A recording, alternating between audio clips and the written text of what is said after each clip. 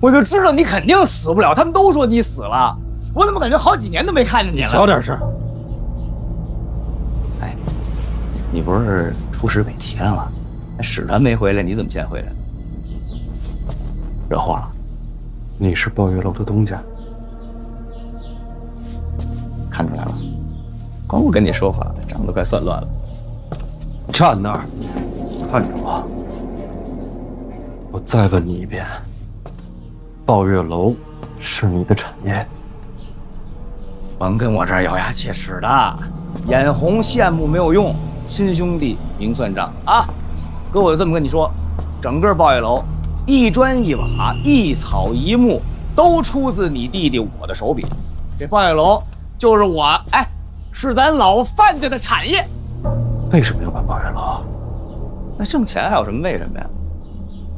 反倒是你还好意思问我呢？啊，咱那书局办得好好的，你跑北齐去了，你什么更新，你都不更新了，人家的读者都催更了，那我怎么办呀？红楼都写不下去了。家里人知道吗？那倒是不知道，一直瞒着他们，想给他们一惊喜。所以这些真是你的想法，没人逼你。真的不明白你，那挣钱这么好的事儿，咋还非得有人逼呀？哎，你要不给我讲讲，我倒挺想问你的。你上北齐这么长时间，你是……我这，你疯了吧你？你打我吧！这跟谁呀？这是？不是，上边不就东家一个人吗？怎么撤动这个？一草一木是吧？一砖一瓦是吧？就是你的，就是你的，都是你的！别我你！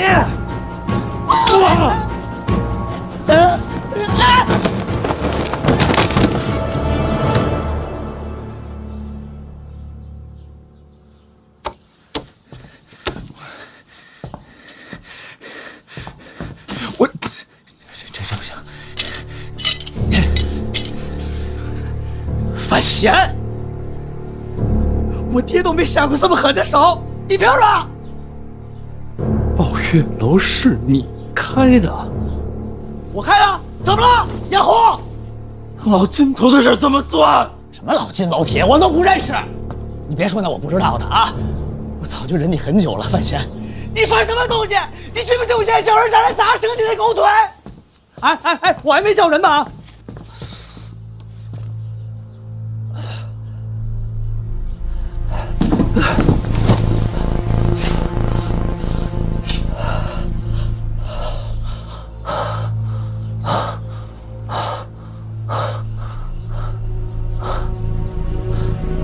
范思哲，你不用那么麻烦，我就跟你交个底。我是溜回京都的，还惹了祸。你现在出去说一声，说范闲在这里边，我就完了，比断腿惨，说不定命没了。甭跟我这儿卖惨了，真以为我不敢叫是吧？行，我就在这儿等着，这仇你得自己报才痛快。去吧。好，你有难了啊！等着啊，别动啊！来人呐，快点！哎，给我过来！我受我让人寂寞了！都来了吗？怎么还剩几个？咱家这300勇士呢？都进来！过来！怎么了？咱们家这账这么乱？哟，你这怎么了？这是？东家，您刚才说要打断谁的狗腿？现在翻！谁？翻什么呀？谁呀？桌子的腿儿，翻桌子啊！翻桌子！不是，刚才让他伴我摔一大跤，明天把他给我改成茶几儿。茶几儿？不是，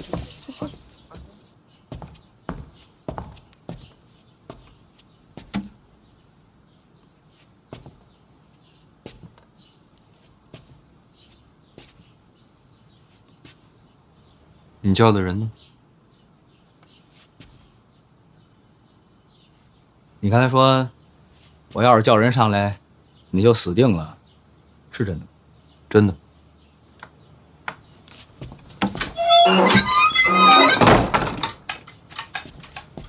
我这可算救你一命啊！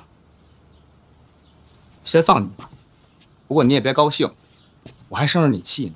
你凭什么打我呀？哎！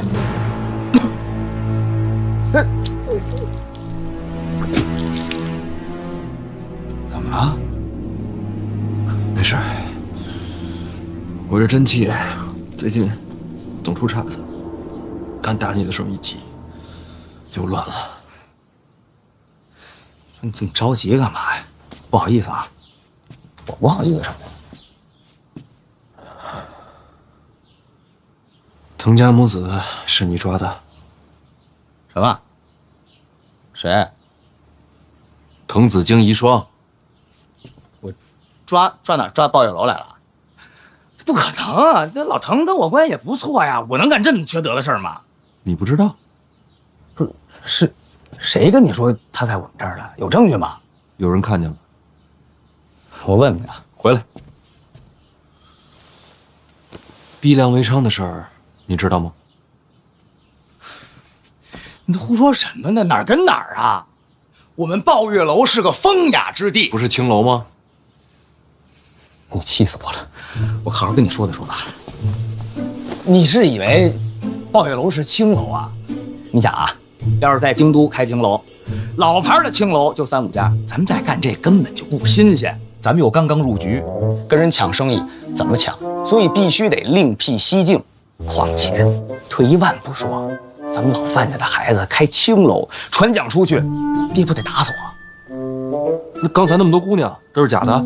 那是真的，不是，但绝不是你想象的那样。你别想歪了，他们不是做那个皮肉生意的。我找的这些姑娘啊，一个个必须得是知书达理、多才多艺，琴棋书画呀、诗词歌赋，样样都得精通。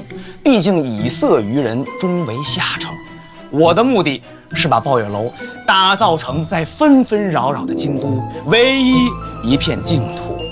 让这些个文人骚客在这里寻找到内心真正的知音，这才是我想要的独一无二。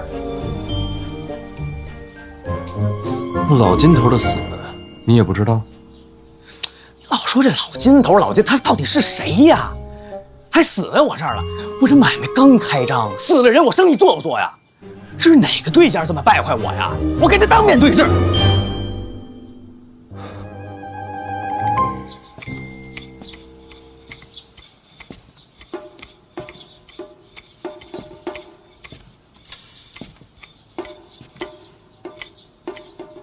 就没什么人进过东家的房间？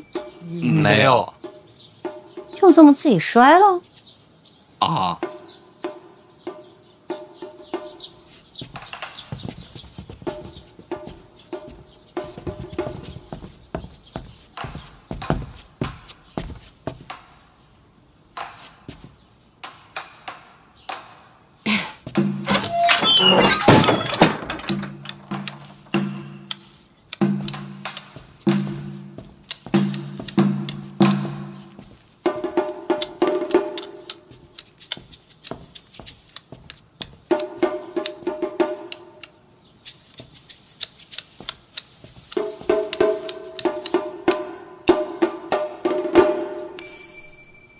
怎么了？看看你伤怎么样了？你半天也没看啊？这不得找会儿吗？万一打扰着你。行了，并无大碍，走吧。不用送了。哎，需要我？确实需要你。哎，你说等会儿啊。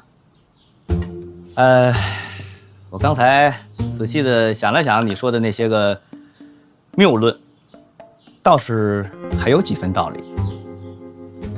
少爷，我自己坐在这儿看账本吧，确实是有一些无趣。你看，这一跤把翘儿给摔开了。成长了，哈哈。这个刚才那儿有一个个儿挺高的弹琵琶的那个姑娘，还在吗？把她叫上来，给我弹奏一曲，我欣赏欣赏。红袖添香再好不过了，光要琵琶吗？来一套乐器。多的不要，只要琵琶。等我，不用送。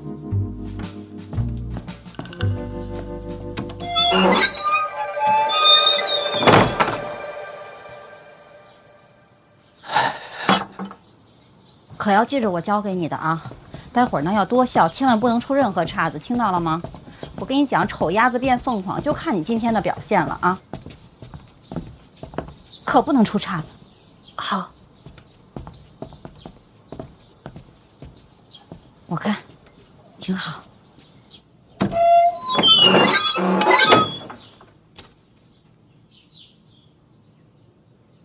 进来吧。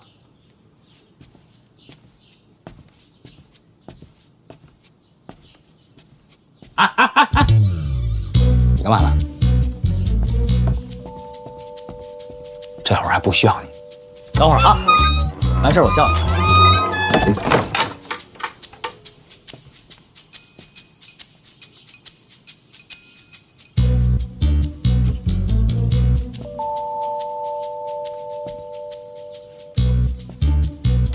嗨，被你发现了？我就猜到了，夏夏。不送啊。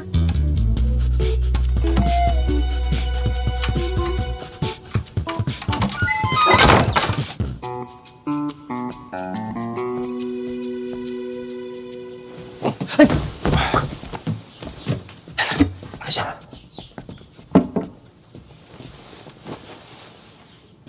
是他吗？桑文，桑姑娘。哦，桑姑娘。我问你一个事儿啊，这抱月楼到底是什么所在？自然是青楼啊！怎么能是青楼呢？你是东家，你不应该清楚吗？哥哥，这个我是真不知情，这都是袁梦一个人操办的。你自个儿的买卖，平时自己不来。我只有查账才过来，平时我也不过问。哎，我又不喜欢唱跳。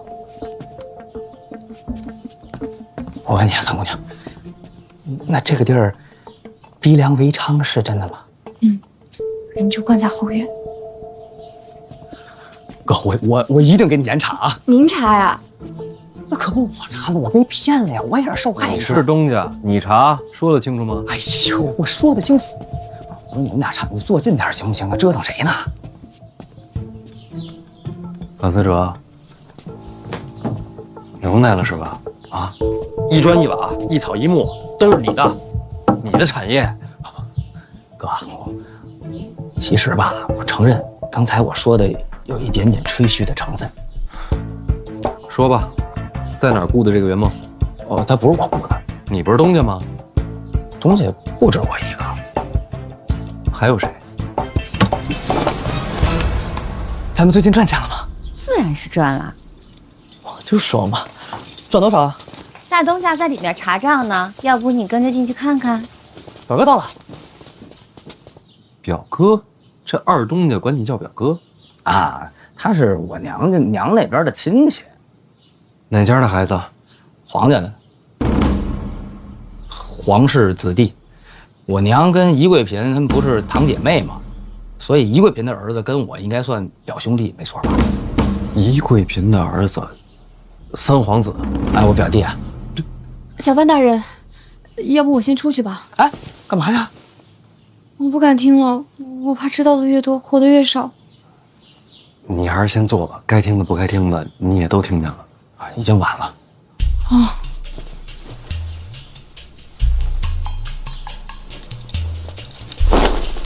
这帘子颜色也不行啊，尤其是这飘带。那您觉着换成什么颜色好啊？蓝的吧。行。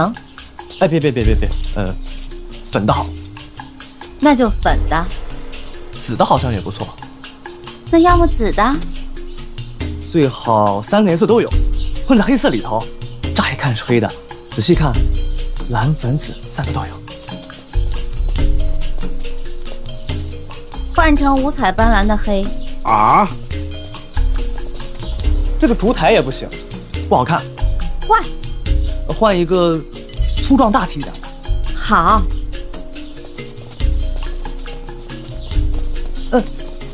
还得带一点儿细小精巧的感觉。换又粗又细的烛台。二东家，大东家在上面查账呢，您要不要也上去看看呀？不急不急，开着抱月楼啊，赚钱不重要，最重要的是赚钱。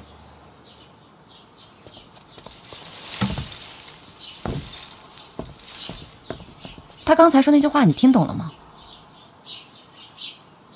现在的银子不好赚。还没懂吗？哎，从头给你们讲一遍。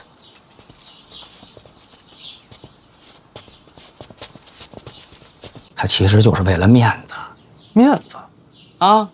他不管开什么买卖，做什么生意，只要能挣钱就行。能挣钱呢，就证明他有眼光、有实力、有能力。回到宫里去呢，就给他娘露脸啊！不是，他在这儿开个青楼，想在他娘面前有面子，这孩子怎么想的？哥，我不都说了吗？我跟表弟，我们俩都是让坏人蒙骗了，我们不知道鲍玉楼是干这个的呀。倪桂嫔就没多问。表弟跟我一样，都想给娘一个惊喜。那他是在哪儿雇的这个袁梦？我是真不知道，你老揪着这圆梦不放干什么呀？你还没明白？这不跟这个颜色撞了吗？这红的，你把它改成换紫的啊！换啊！这个不对，那个就是他换粉的好吧？啊，好，这儿换黑啊，过来。好。这个也不行，这个换成紫的。那个这颜色有点撞，不行。还有不少地方能改，我想想，回头一块儿说。好，哎，表哥在上面呢，大东家细心，一个人在上面查账，他一个人查账。还有唱曲儿的陪着。表哥一直不喜欢听曲儿。走，去看看。你慢着点儿。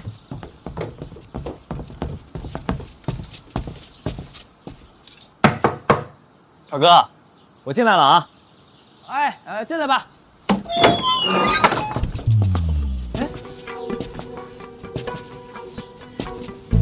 不是听曲儿吗？怎么你唱上了？你不说我还不生气呢。你们这怎么教育的呀？啊，这弹的还没我好呢。回去再练练吧。啊。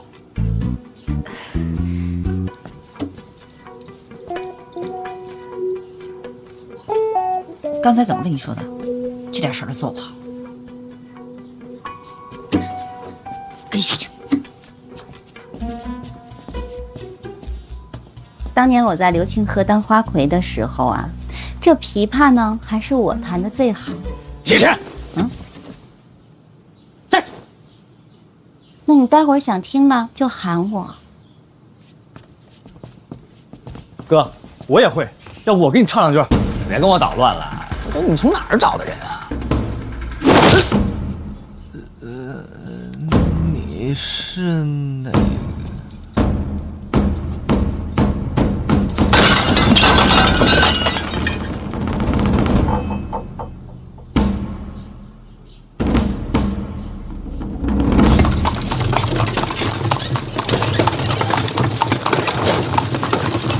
这人是都到了，这家到了。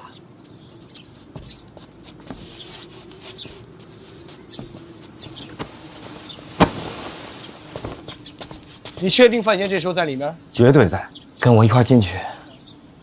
殿下，这喂，做人可不能瞻前顾后，想给自己留退路的，往往都成了绝路。小人遵命，真聪明。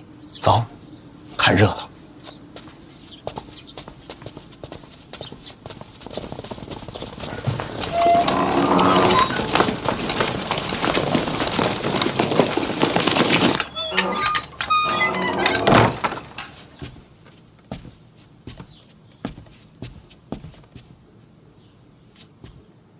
你把他踩了，晕了。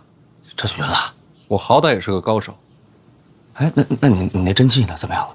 缓一会儿就好了。啊，那他要是醒了，我咋跟他解释？他看见你了。你说话呀，怎么了？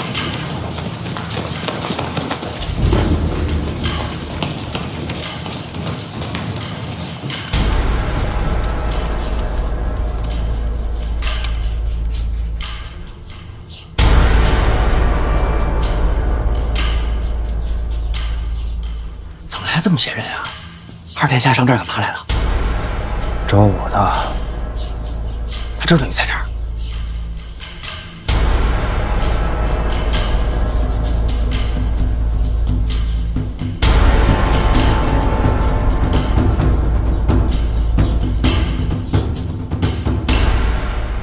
我提个醒啊，这楼前后左右都被围住了，哪儿都去不了，更别想着翻窗上房了。开门吧，迎客。你不是不能见人吗？一扇门可挡不住皇子，开门。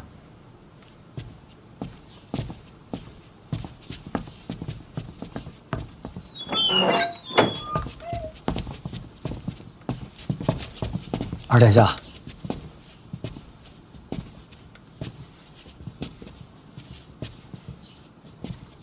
少爷，别来无恙啊！真热闹。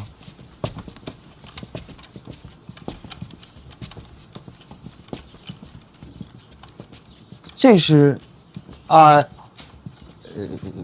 困了吧？睡会儿。这是驴踢的。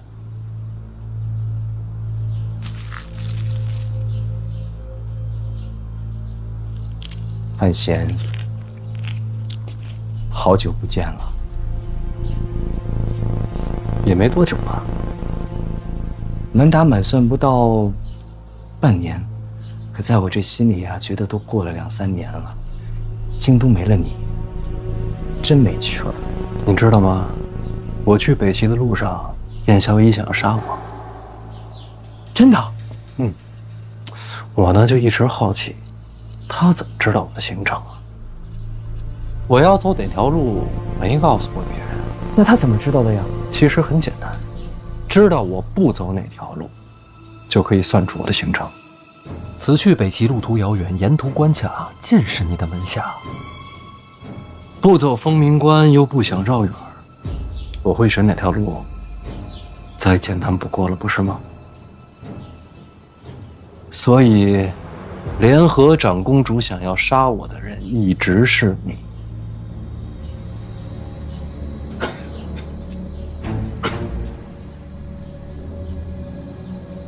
范闲，其实抱月楼私卖人口的事，随便查查就清楚了。大东家、二东家全都在这儿呢，还有我们假死回京的小范石贤，这场面可真够清楚的。是，这会儿说抱月楼跟我没关系，怕是没人信。其实啊，到如今这一步，私卖人口已经不重要了。范闲，你假死欺君，才是实实在在的死罪。不过，我还是要感谢王启年王大人，布局这么久没有他，还真遇不到啊。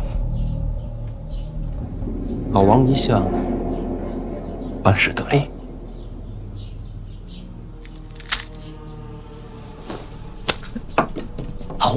老王，你这是吃里扒外你！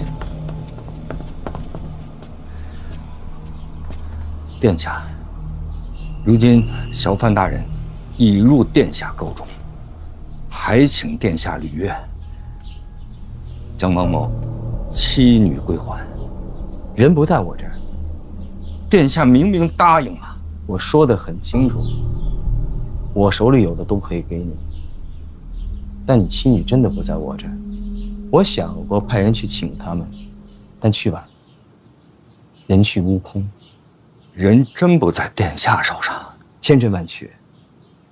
哎，你不要慌，等这事儿过了，我帮你寻他。能去哪儿啊？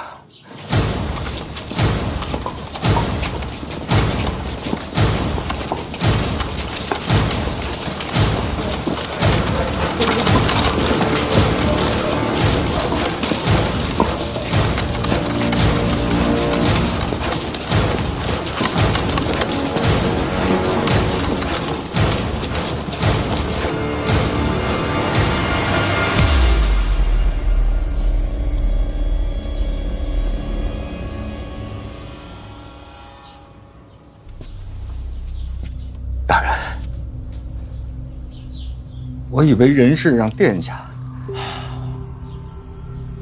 理解。其实我也挺奇怪的，把人抓走了，也不留个要求啊。是不像你是吧？抓人人命都是为了谈条件。这不重要。其实到现在，我真的有点被自己感动到了。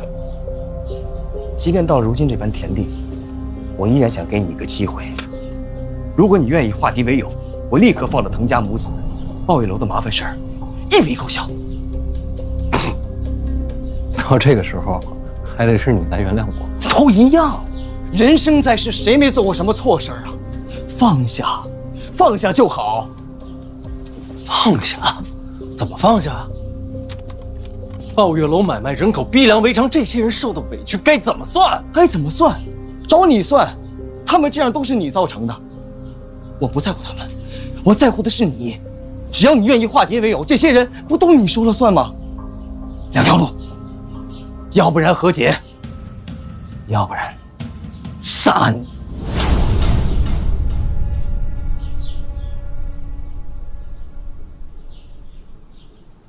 明白了。我不和解，李承泽，咱俩不是一路人，我跟你注定为敌。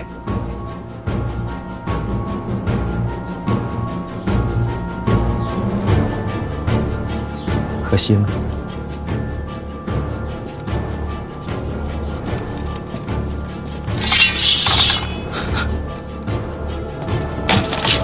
京东府办案，放家里人。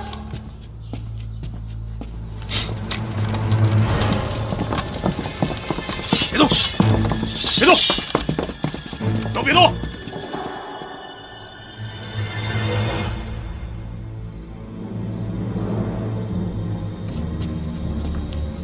你都死了，怎么把京都府差役给调来呢？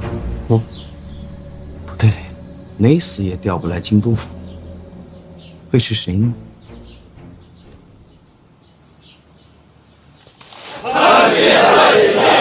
哎，各忙各的，免礼吧。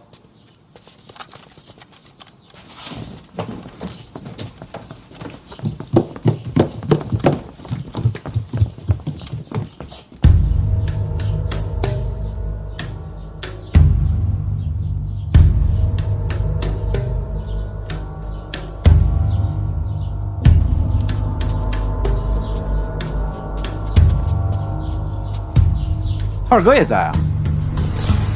见过太子殿下。哎，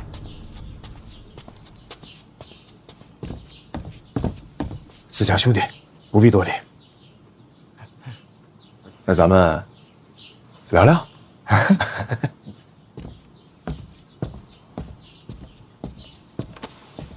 多免礼吧。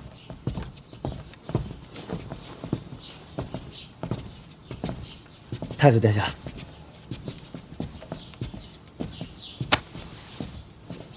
这孩子什么章程啊？困了，睡一觉。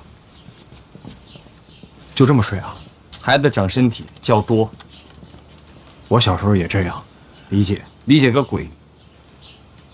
哎，你这脸怎么回事？驴踢的。嘿，二哥还真是什么都知道啊。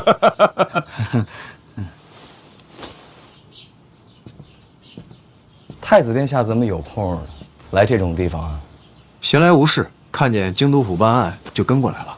办什么案呀？鲍玉楼啊，私买人口可是国之重罪，我得来看看呀。谁成想在这儿还碰上二哥了。二哥，要不明日再来？啊？我劝你说话做事三思。思什么？怎么思啊？犯嫌欺君，这是死罪。你连这也敢护着？他不真死了吗？眼前这位是？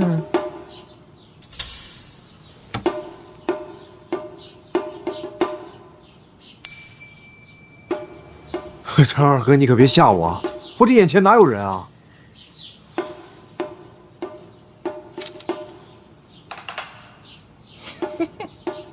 你得想想后果，包庇欺君，这是同罪。我近日啊，甚是乏累，我眼瞎，我耳聋，我何罪之有啊？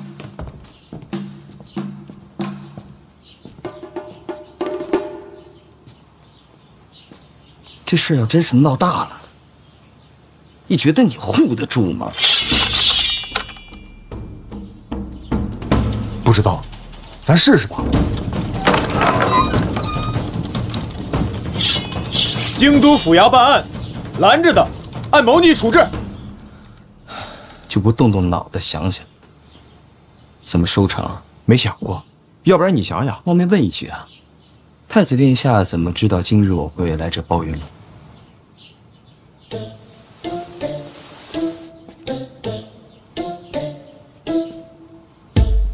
王启年，嘿，殿下，殿下，这千怪万怪呀，这都得怪我家大人啊！小人本质还是纯良的。范闲去抱月楼了？正是。那你一会儿还得去二哥家。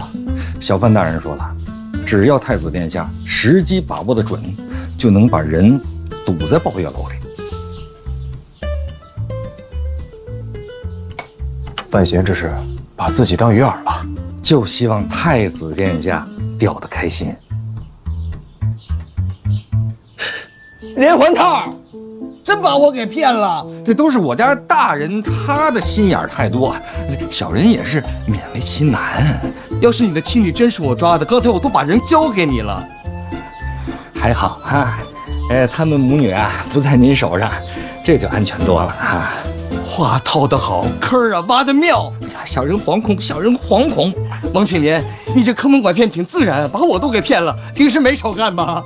哪儿有啊！王某一向都是洁身自好啊，主要是被我家大人呐给拐着的啊。哎，二哥，咱这刀都拔出来了，怎么你还聊上天了呀？拔刀？拔什么刀？哦，没拔呀，那就坐下聊会儿呗。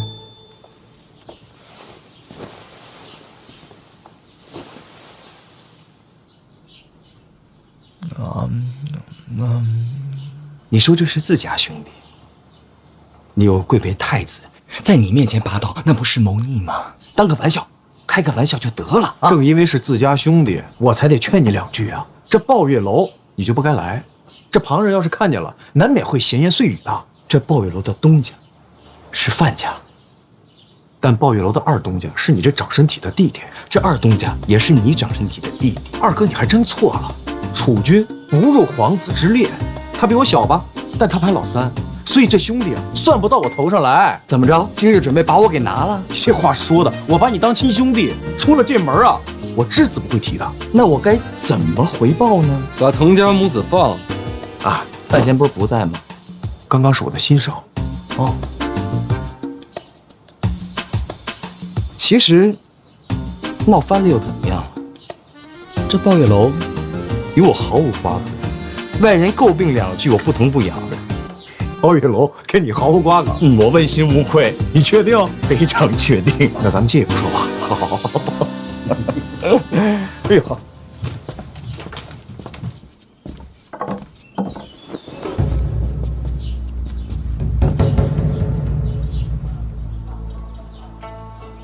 楼下是圆梦吧？他们在说什么都听不见。不知道，别看。曾经流金河的花魁名气不小，如果我没记错的话，应该是洪城收了他。洪城虽是靖王世子，但是我与他缘浅，并不太熟悉。二哥跟他挺熟的，可以说洪城为二哥马首是瞻呀。把话说明白点啊。这个关系呢，就是圆梦跟洪城，洪城跟二哥，铁三角吗？这不是？外人看来，二哥跟着抱月楼还是有点牵连的。有点牵连恐怕不够吧？就怕深究。那要是什么都查不出来呢？人言可畏啊。直说吧，人言可畏，想换点什么？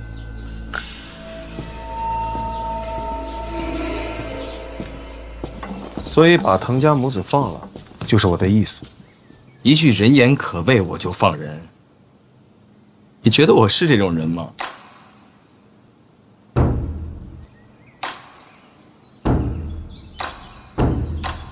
看人真准，我还真是。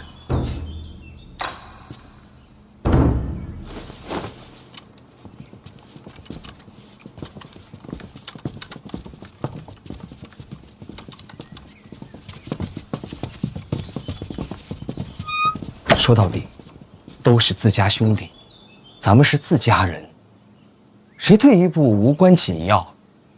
潘五舅，殿下，把滕家母子送回住处。这个快去。是。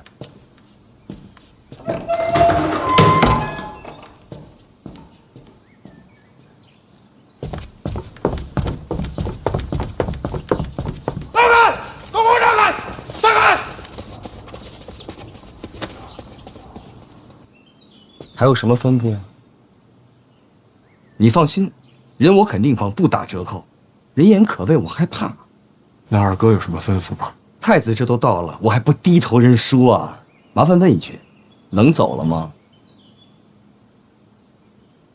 请便。人心难测，好自为之。哎，他跟谁说话呢？不知道。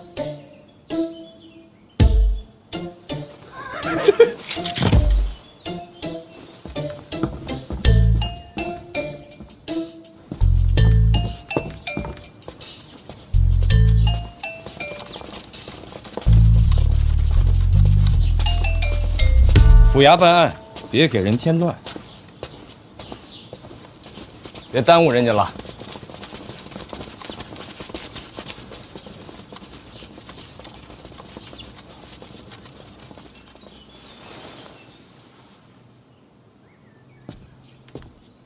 琢磨什么呢？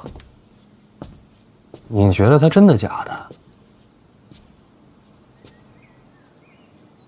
以我对二哥的了解啊，他不是言而无信之人，只要他答应了放人，那他一定会放的。我是觉得他妥协的也太快了，就算局面不利，当场就走也是一种做法。就这么容易放人？那有可能是就我说的那铁三角，他肯定也觉得说，在外人看来他不可能跟着抱月楼啊一点干系没有，是不是？圆梦这个漏洞，未免也太大了点。那有可能是我来的太急了，他没来得及藏人。不是，我的意思是，他为什么非要这个圆梦来管抱月楼？换个人不行吗？人家圆梦是花魁，那八面玲珑之人，最适合的就是干这活了，对不对？他借抱月楼坑了范思哲，然后给我送信儿，又抓了滕家母子，费这么半天劲，现在就这么算了？人家本来啊是想抓你个欺君的，谁成想这计划落空了。有没有可能圆梦是他故意送出来的漏洞？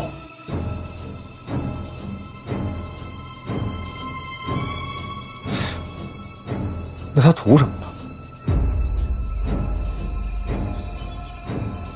图什么？是啊，图什么？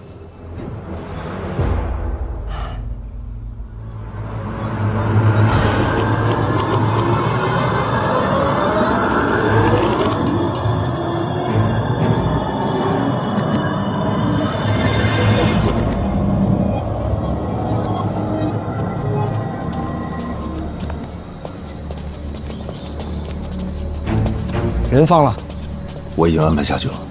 孤儿寡母的，别把人吓着。咱们就这么把滕家母子送回去？暂时没抓着，放就放了。况且为了这事儿，他玩命，不知道。可是这么一来，咱们什么好处都没捞着啊！急什么？鲍玉楼这出戏才刚刚开始，只有他以为他赢了。那王启言呢？他倒是真把我给骗了，是个人才。不敢当，不敢当。王某算什么才呀？顶多算是个人。殿下您实在是谬赞了。哎，那这个人还挺谦逊。不过能骗得了二哥的人啊，可真不多，已经很不错了。主要是殿下您福源深厚，再加上我家大人那是妙计连珠啊。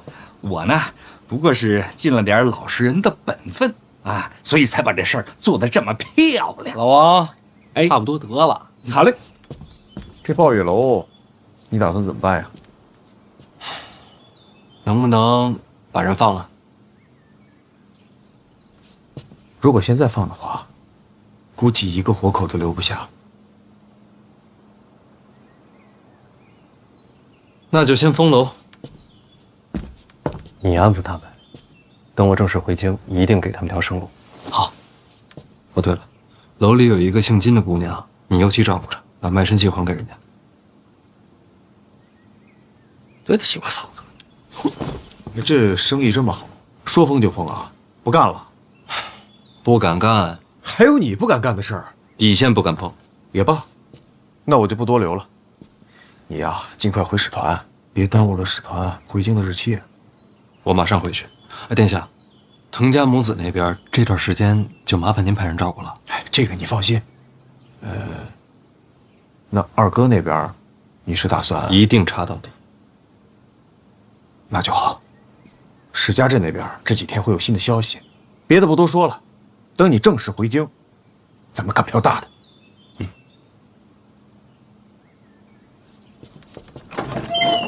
殿下难道？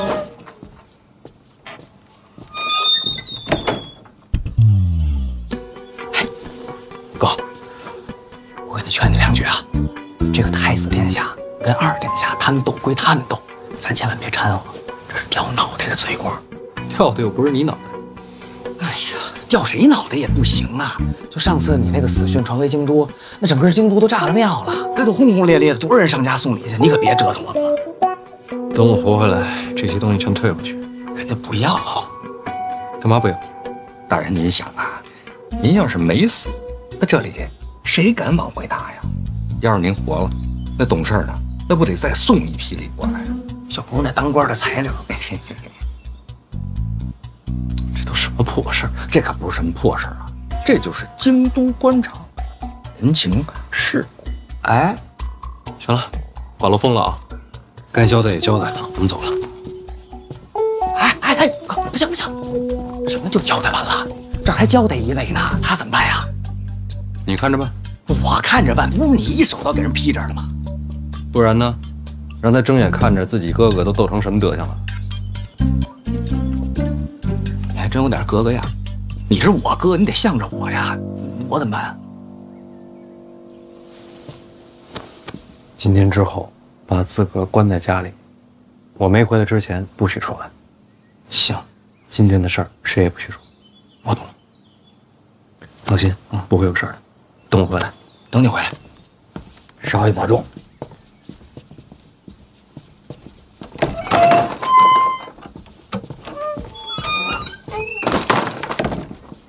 挣点钱容易吗？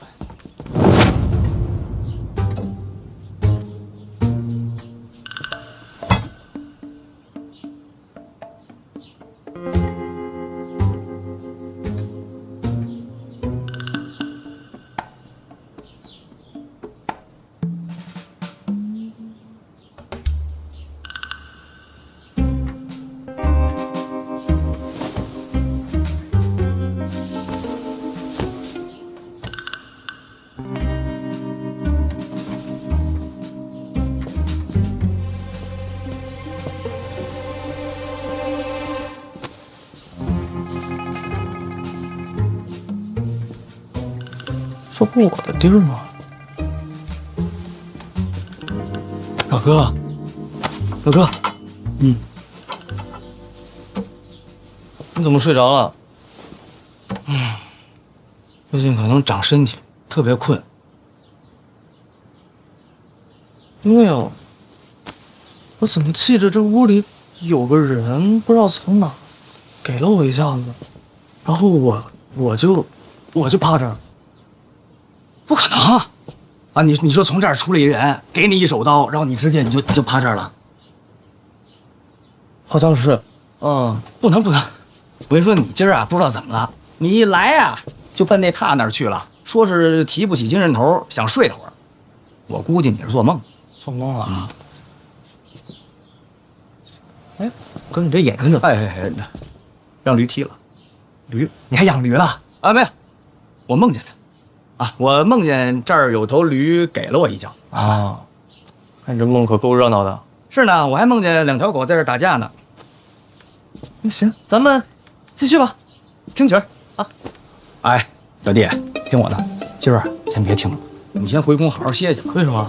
我最近咱们啊，这个精神状态都很差，对吧？你看梦特别多，我梦见让驴踢了，你梦见让范闲打了，对吧？范闲，要坏人，你梦见让坏人打了，对吧？所以我觉得就算了。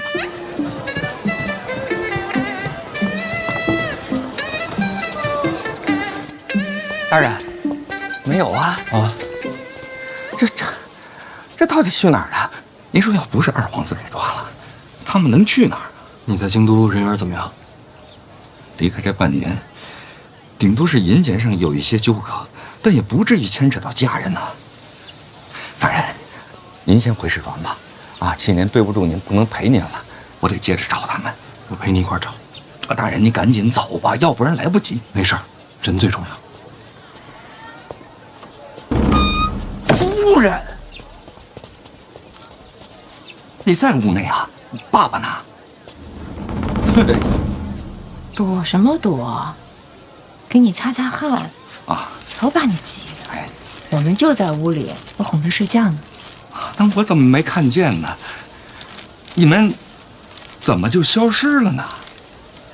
被人带走了。带走什么意思？保护我们。保护？谁呀？还能有谁？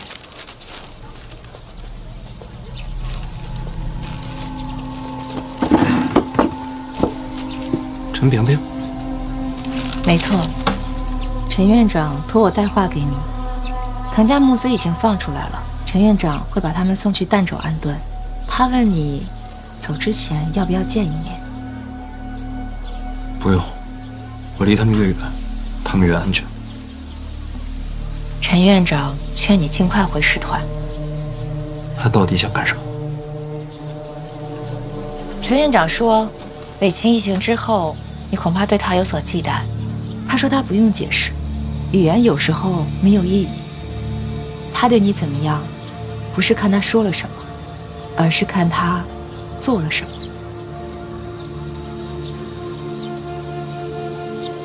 你能看透他吗？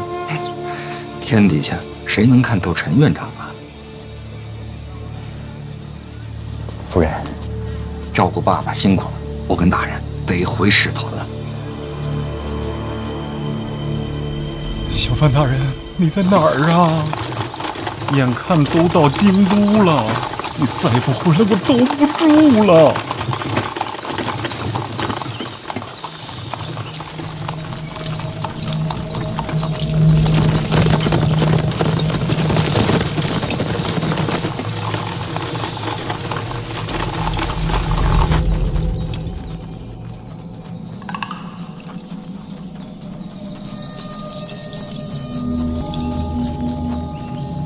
看见了吗？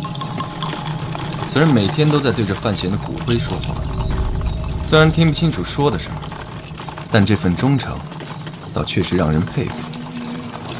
你在哪儿啊？到底呀？急死我了！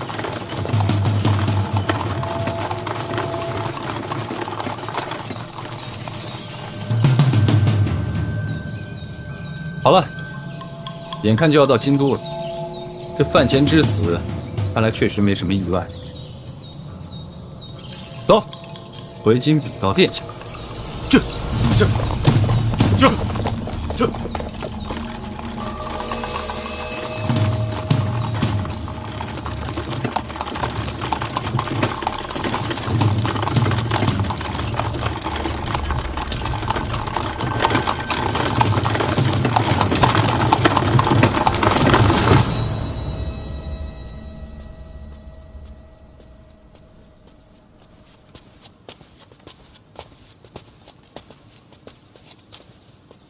几天都没出门了？是，饭都送到屋里了。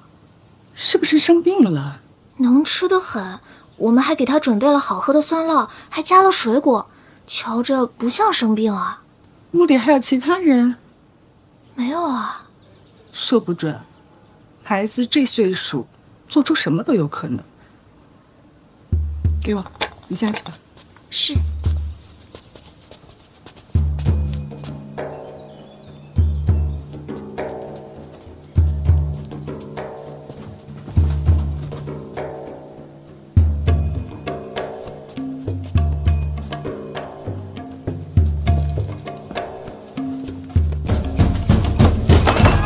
娘，要不您进来？哎，送了。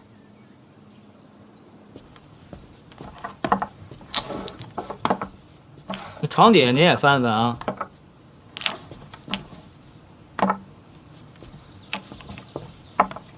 那还一柜子。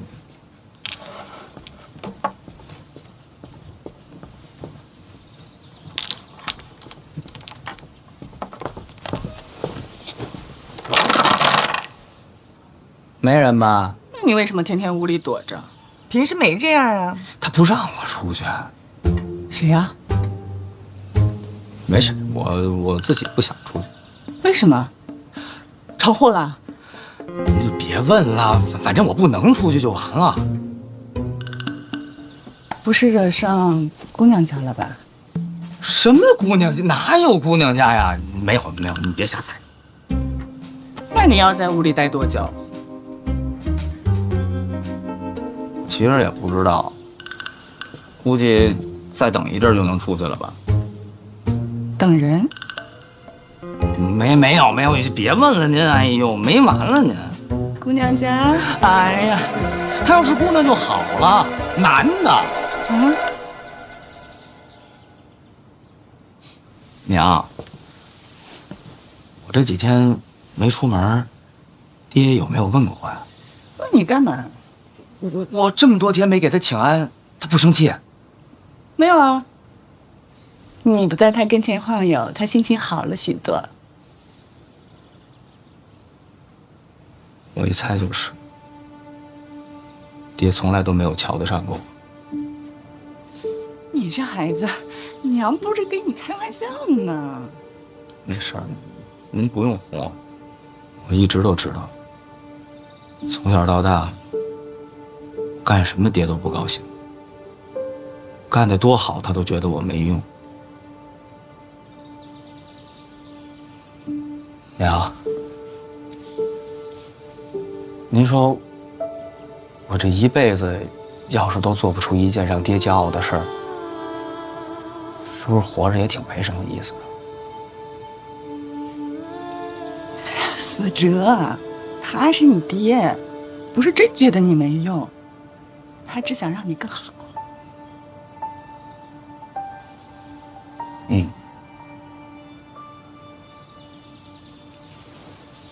现在可以说，那个男的是。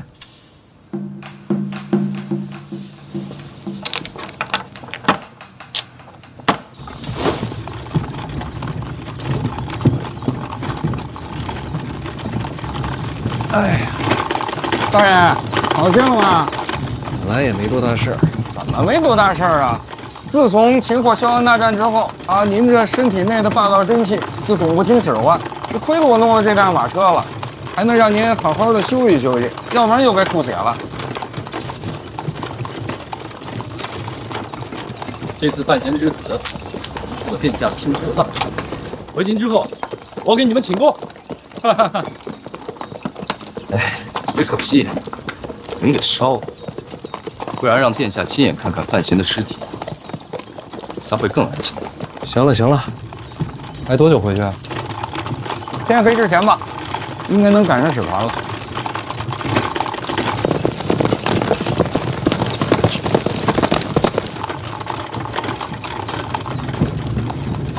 我得出去透口气。哎，您再忍忍吧。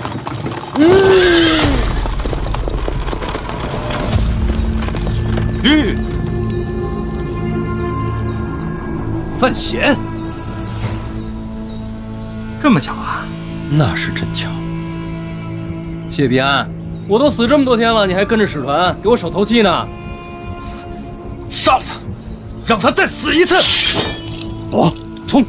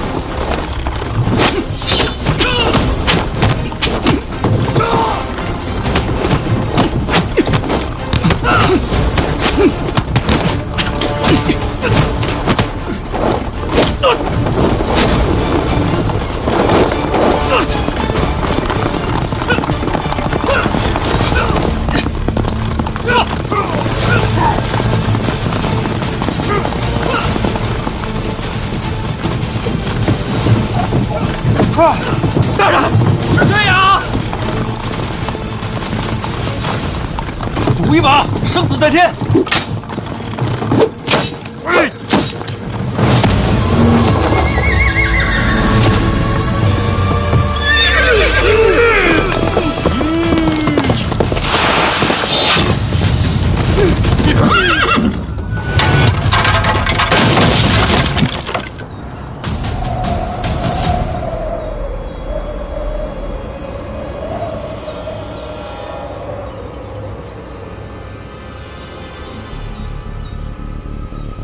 大人，咱赌赢了。千里相送，终有一别。回吧。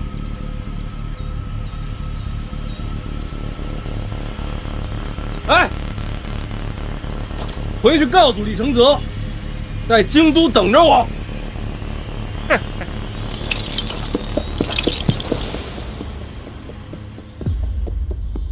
大人，不追了吗？已经离京都不远，无法再冲杀使团。这儿，他就算真的活不过来。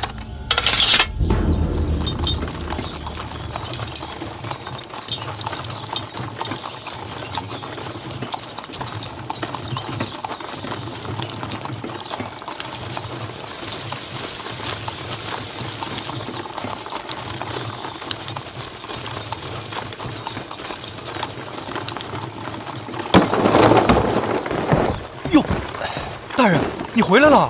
哎呦，我也回来了，都回来了，太好了，真是不容易呀，总算是活过来了。哎，那小严公子说你活不过来了，他跟那瞎说什么呢？我先把这会给你砸了。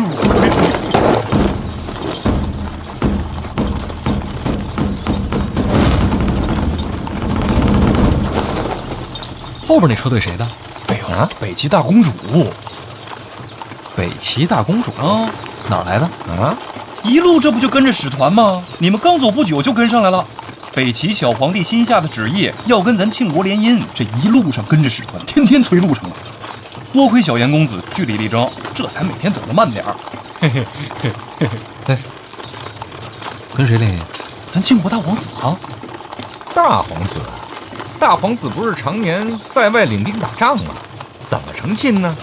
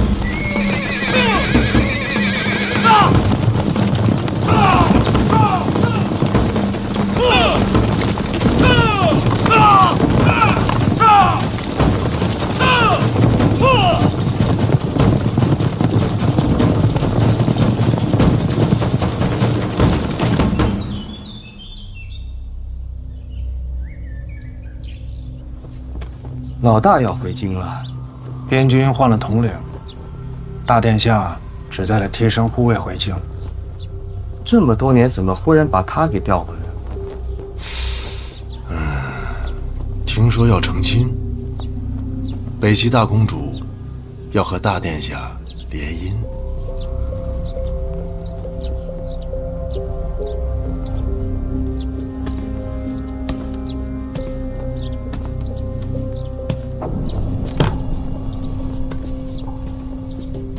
就这么把一辈子给定了。毕竟是个公主嘛。老大什么时候到京都？就这2天了，已经在城外准备迎接了。接就接吧，还是要跟范闲撞上。怎么说？我算了一下时间，范闲的使团跟大殿下回京应该是同一天。这么巧？按理说应该走2个城门回京，但如果从一个门，您说谁让谁啊？吩咐下去。巧合也好，修路也罢，总是让这2队啊走同一个城门。